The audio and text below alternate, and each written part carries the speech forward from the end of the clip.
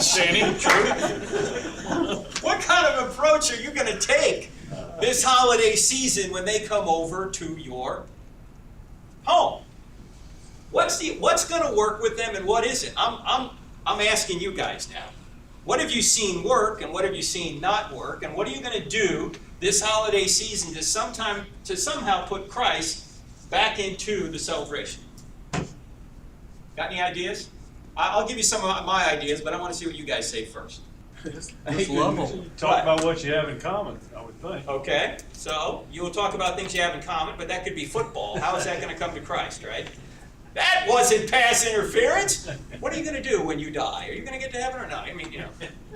Go ahead, Dan. You can always, in any social gathering, you can always start by just mentioning the thing. Good. Do you go to church? Where do you go to church? Do you go to church? Where do you go to church? You could say that. That might be for some a little bit too forward. I mean, I'm assuming you know them, right? Right, but if they're relatives, say it's a spouse or someone or boyfriend, girlfriend, whatever you haven't met before. Okay. We could do like a prayer at dinner time. Yeah. I like that. We're going to talk about that. Yeah, if you volunteer to do the prayer, then you can say anything, right? Right. How about if you ask if they just getting to know them, you ask if you could pray for them. That's another good one which we have in here. You're just getting to know them. Is there anything I can pray for you about this year? That's a very good one, right?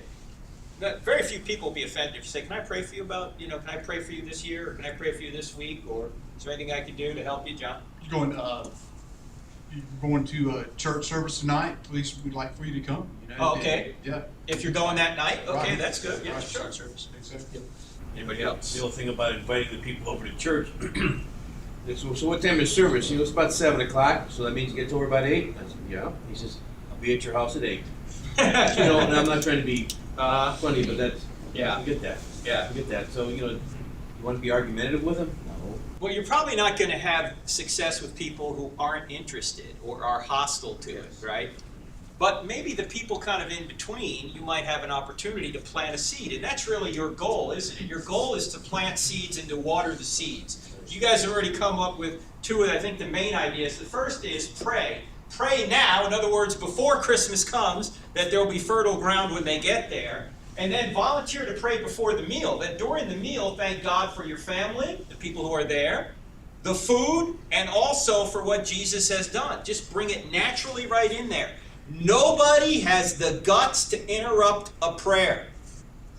You can say whatever you want in a prayer, right? You can do an altar call during the prayer if you want. Nobody will have the guts to interrupt the prayer. They're a captive audience. So volunteer to do the prayer. But let me say this.